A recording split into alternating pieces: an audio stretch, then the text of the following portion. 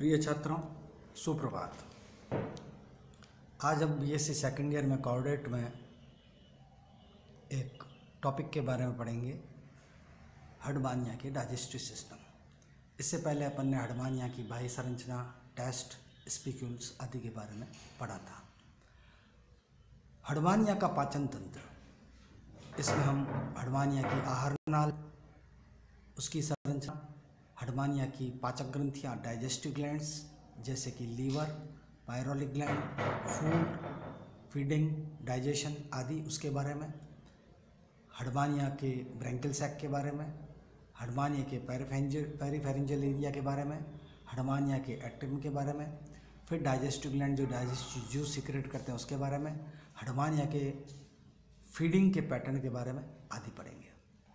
Herdmania की alimentary canal में mouth, buccal cavity मुख गुहा, फेरिंग्स अर्थात ग्रसनी के अंदर फिर पेरीब्रैंकियल एरिया, ब्रैंकियल एरिया के अंदर छोटे छोटे ट्रैबेक्युला पाए जाते हैं जिससे कि भोजन क्षमता है। इसके अलावा ईसोफेगस के बाद स्टमक, आमाशय, रेक्टम और क्लोएका। प्रमुख पाचक ग्रंथियाँ जो हर्डमानिया में पाई जाती है वे हैं यकृत, पाइलोरिक ग्लैंड और फूड, फीडिंग और डाइजेशन के बारे में। आपको इस चित्र के अंदर हर्डमानिया की डाइजेस्टिव ग्लैंड दिख रही है। हर्डमानिया की जो डाइजेस्टिव ग्लैंड होती है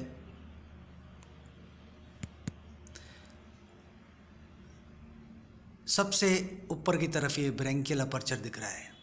ब्रैंकियल अपर्चर एक चतुर्भुजाकार छिद्र के अंदर खुलता है और ये जो एरिया है ये फेरेंजियल एरिया है। फेरेंजियल एरिया में छोटा सा नलिकाकार ट्यूबुलर स्ट्रक्चर का फेरिंग्स होता है। फिर ये जो फेरिंग्स नाम की संरचना होती है, ये जो फेरिंग्स नाम की संरचना होती है,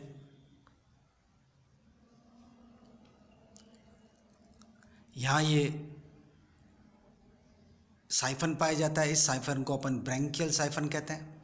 ब्रैंकियल साइफन के नीचे की तरफ ये ब्रैंकियल टेंटिकल्स पाए जाते हैं। ये ब्रैंकियल टेंटिकल्स एक नेट लाइक स्ट्रक्चर बना देते हैं, जाली के समान।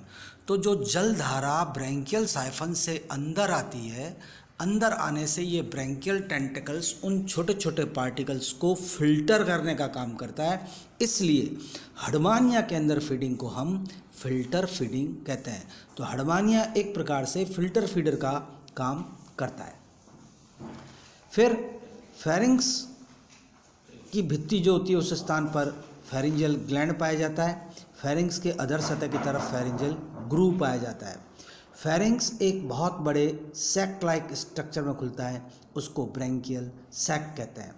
ब्रैंकियल सैक का जो डोर्सल पार्ट होता है उसके ऊपर जीभ के समान छोटी छोटी संरचनाएं पाई जाती है, इनको लैमिना कहते हैं, डॉर्सल कहते हैं ये। और ब्रैंकियल सैक में छोटी छोटी संरचनाएं भी पाई जाती है, ये गिल स्लिट्स कहलाती है। ब्रैंकियल सैक के बाहर वाल होती है ग्लैंडुलर, इसे हम एंडोस्टाइल कहते हैं। तो ये इसके अधर भाग में एंडोस्टाइल नाम की संरचना पाई जा रही है। ये जो ब्रैंकियल सैक होता है ये श्वसन का भी काम करता है और एंडोस्टाइल एक ग्लैंडुलर स्ट्रक्चर के रूप में भी काम करता है। फिर ब्रैंकियल सैक के अंदर ये जो छोटी छोटी संरचनाएं पाई जाती है जो श्वसन में सहायक होती है, इन संरचनाओं को स्टिग्मेटा कहते हैं। और इन सब के अधर में ये एंडोस्टाइल पाया जा रहा है। एंडोस्टाइल के बाहर एक ग्रंथिल आवरण मेंटल पाया जाता है। तो मेंटल के अंदर की सतह की तरफ एंडोस्टाइल स्थित होता है। फिर ब्रैंकियल सैक खुलता है, उस संरचना को हम ब्रैंकियल सैक जिसमें खुलता है उस संरचना को हम ईसोफेगस कहते हैं। तो ब्रैंकियल सैक आखिर में ईसोफेगस में खुल जाता है। ईसोफेगस आगे की तरफ एक छोटी सी संरचना में खुलता है, उस भाग को हम स्टमक कहते हैं। फिर स्टमक एक लंबी पतली स्ट्रक्चर में खुलता है, इस संरचना को अपन इंटेस्टाइन कहते हैं। इंटेस्टाइन सबसे पहले एक यू शेप का लूप बनाती है, इसे हम इंटेस्टाइनल लूप कहते हैं। इंटेस्टाइनल जो लूप होता है इंटेस्टिनल जो लूप होता है वो आगे चलकर एक स्पेस में खुलता है, उसको हम रेक्टम या गुदा कहते हैं, और रेक्टम और गुदा अंत में एनस में खुलती है। ये जो इंटेस्टिनल लूप होता है इसके भीतर की तरफ एक ग्लैंड पाई जाती है, ग्रंथिल संरचना। ये ग्रंथिल संरचनाएं जनद कहलाती है। दाई भाग के तरफ दाएं जनद पाए जाते हैं और बाईं भाग की तरफ बाएं जनद पाए जाते हैं। फिर ये एनस जो होता है एक स्पेस में खुलता है, इस स्थान को हम क्लोइका कहते हैं। क्लोइका एक साइफन में खुलता है, उसको अपन एट्रियल साइफन कहते हैं। एट्रियल साइफन जिस स्थान पर पाया जाता है उस स्थान पर एट्रियल टेंटकल मिलता है और एक स्पिस्ट स्ट्रक्चर स्फिंक्टर भी पाया जाता है। क्लोइका के अंदर रेक्टम के थ्रू जो अपचित भोजन होता है वो इकट्ठा होता रहता है। फिर ये इकट्ठा भोजन स्फिंक्टर के थ्रू तेज धार और फव्वारे के रूप में शरीर से बाहर निकलता है, जो कि एट्रियल अपर्चर के थ्रू बाहर निकलता है। और तेज फव्वारे के रूप में अपचित भोजन बाहर निकलने के कारण ही हडमानिया का जो नाम सी स्क्विड समुद्री फव्वारा रखा गया है, यानी कि अपचित भोजन पिचकारी और फव्वारे की तरह अपने एट्रियल साइफन से बाहर निकलता है। तो जो ब्रैंकियल एरिया होती है इससे भोजन अंदर आता है, यानी इंजेशन होता है। फिर ये स्टोमक, ईसोफेगस आदि के अंदर ग्लैंड पाई जाती है, डाइजेशन होता है। और ये जो एट्रियल एरिया होता है इससे भोजन का ईजेशन होता है। इस प्रकार हडमानिया के अंदर ये जो एलिमेंट्री कैनाल की स्ट्रक्चर होती है ये इस प्रकार से काम करती है। अब हम हडमानिया के अंदर ये जो संरचनाएं होती है इसके बारे में थोड़ा सा विस्तृत रूप से देखते हैं। एलिमेंट्री कैनाल में सबसे अपर्चर जो पहला होता है ये माउथ होता है। इसे ब्रैंकियल साइफन में खुलता है, जो कि 4 लिप से बना होता है। माउथ अंदर जिस क्षेत्र में खुलता है उसको अपन ने बकल कैविटी, मुख गुहा का। मुख गुहा के अंदर साइफन पाया जाता है और मुख गुहा बहुत ज़्यादा तंत्रिकाओं से संभरित होती है। और मुख गुहा के अंदर स्पर्शक पाए जाते हैं जो कि टोटल 64 होते हैं। कुछ 16 अन्य स्पर्शक जो बड़े होते हैं, ये सारे मिलकर एक स्ट्रेनर छलनी का काम करते हैं और भोजन इससे छनती है। फिर बकल कैविटी से भोजन छनकर फेरिंक्स में जाता है, इसीलिए इसको फिल्टर फीडर कहते हैं। फेरिंक्स एट्रियल कैविटी का अधिकांश घेरता हुआ भाग बना हुआ होता है। फेरिंक्स को हम 3 क्षेत्रों में बांटते हैं, पेरीफेरिंजियल एरिया, फिर उसके बाद में buccal area and then after branchial sac. Peripharyngeal area सबसे अग्रतम भाग होता है, इसके अंदर गिल स्लिट्स भी मिलते हैं, सीलिएटेड पेरीफेरिंजियल बैंड भी मिलता है जो कि डॉर्सल साइड में पाया जाता है। पेरीफेरिंक्स के ऊपर डॉर्सल ट्यूबुलर एक गुलाबी रंग की संरचना भी पाई जाती है। ब्रैंकियल सैक पीछे का भाग है फेरिंक्स का, जो सबसे बड़ा भाग होता है और ये एट्रियल कैविटी से अंदर खुलता है। इसके अंदर स्टिग्मेटा से बनी हुई उपकला पाई जाती है जिसमें लेटरल सीलिया पाए जाते हैं और इनकी गति से, स्टिग्मेटा की गति से जो वाटर करंट होता है वो आगे की तरफ बहता है। स्टिग्मेटा एक प्रकार से रेस्पिरेटरी स्ट्रक्चर का काम करते हैं। ये रेक्टेंगुलर एरिया बनाते हैं जो कि श्वसन की कैपेसिटी को इंक्रीज करते हैं। इस ब्रैंकियल सैक का जो बाहरी भित्ति होती है ये मेंटल से जुड़ी रहती है, जिसे ट्रैबेक्युली भी कहते हैं, जो रुधिर वाहिनी युक्त होती है। ब्रैंकियल सैक की जो आंतरिक दीवार होती है इस पर लगभग फोल्ड पाए जाते हैं जो कि 9-10 होते हैं और फोल्डिंग के कारण से ब्रैंकियल सैक का जो टोटल सरफेस एरिया बढ़ जाता है।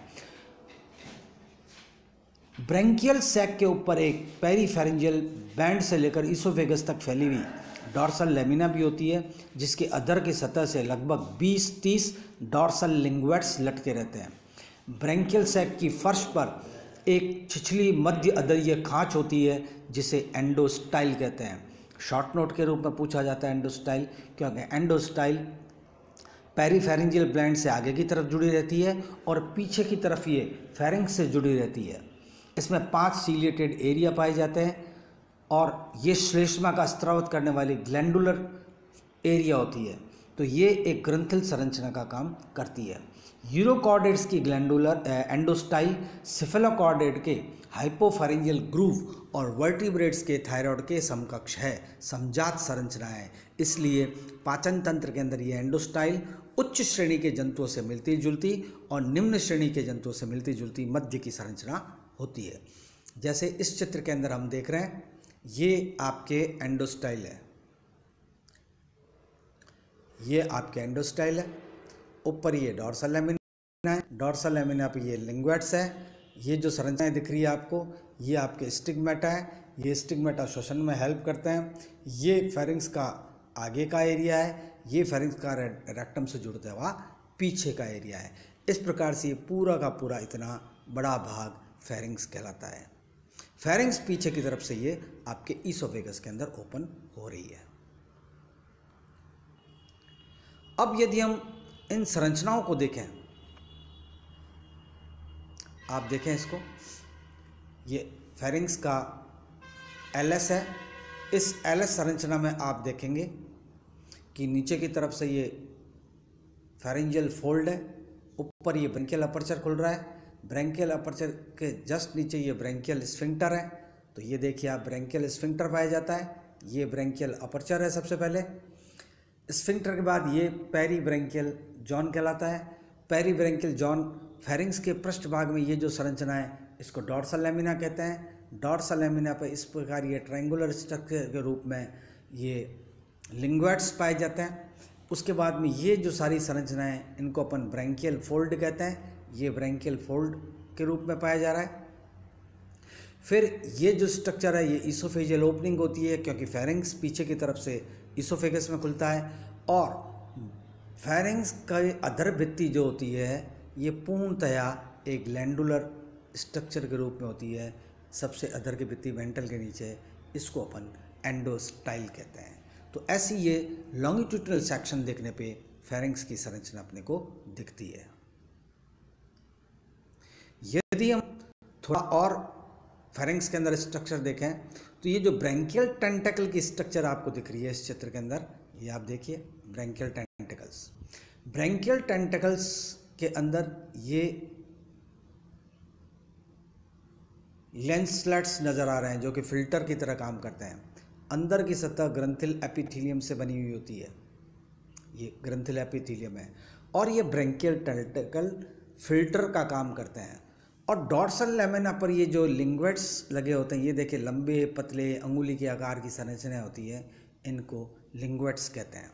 ये भोजन को फेरिंक्स से लेकर अल्टीमेटली ईसोफेगस में डालने का काम करते हैं। और स्टिग्मेटा की जो संरचना होती है, यदि उसको हम थोड़ा गौर से देखें तो स्टिग्मेटा की संरचना थोड़ी इस प्रकार से है। स्टिग्मेटा रेक्टेंगुलर स्ट्रक्चर के रूप में है। ये ट्रांसफर ब्लड वेसल्स हैं, ये देखिए दोनों जो ऊपर और नीचे, और ये जो आपको नज़र आ रही है ये आपके इंटरनल ब्लड वेसल्स हैं। ये इंटरनल ब्लड वेसल्स की फिर ब्रांचेज हैं जिनमें ये सीलिएटेड स्ट्रक्चर पाई जाती है। ये सीलिया है, यहाँ अत्यधिक ब्लड वेसल्स होती है, तो जो वाटर करंट आता है उसके अंदर ऑक्सीजन का आदान प्रदान हो जाता है। ये स्टिग्मेटा एरिया है, ये टोटल स्टिग्मेटा की स्ट्रक्चर है, ये सीलिया पाया जाता है एपिथेलियम में। तो एक स्टिग्मेटा रेक्टेंगुलर स्ट्रक्चर के रूप में पाई जाती है। अब यदि हम एक अन्य संरचना जो बहुत इंपॉर्टेंट है, जिसके बारे में शॉर्ट नोट भी आता है, यदि हम एंडोस्टाइल की संरचना देखें तो आप देखिए एंडोस्टाइल की संरचना। एंडोस्टाइल की स्ट्रक्चर में बाहर की तरफ मेंटल पाया जाता है और अंदर ये ग्लैंडुलर एपिथेलियम और स्ट्रक्चर है। ये ग्लैंडुलर एपिथेलियम के अंदर बीच बीच में बहुत सारे स्थानों पर ये सीलिएटेड एरिया पाई जाती है। ये ग्लैंडुलर एपिथेलियम है और सबसे भीतर की तरफ ये लंबे सीलिया पाए जा रहे हैं। इन ग्लैंडुलर एपिथेलियम और सीलिया के द्वारा जो फूड पार्टिकल्स होते हैं वो मूव करके फेरिंजियल के पोस्टीरियर पार्ट में जाते हैं, जहाँ ऊपर की तरफ पाई जाने वाले ये डॉर्सल लिंग्वेट्स इन फूड पार्टिकल्स को लेकर रेक्टम के अंदर डाल देते हैं। इस प्रकार हमने फेरिंक्स की डिटेल के बारे में पढ़ा, डॉर्सल लैमिना के बारे में पढ़ा और एंडोस्टाइल के बारे में पढ़ा। अब हम नेक्स्ट कैसे पाचन की प्रक्रिया होती है, कौन सी डाइजेस्टिव ग्रंथियाँ किस प्रकार से कार्य करती है, ये हम आगे के लेक्चर में समझने की कोशिश करेंगे।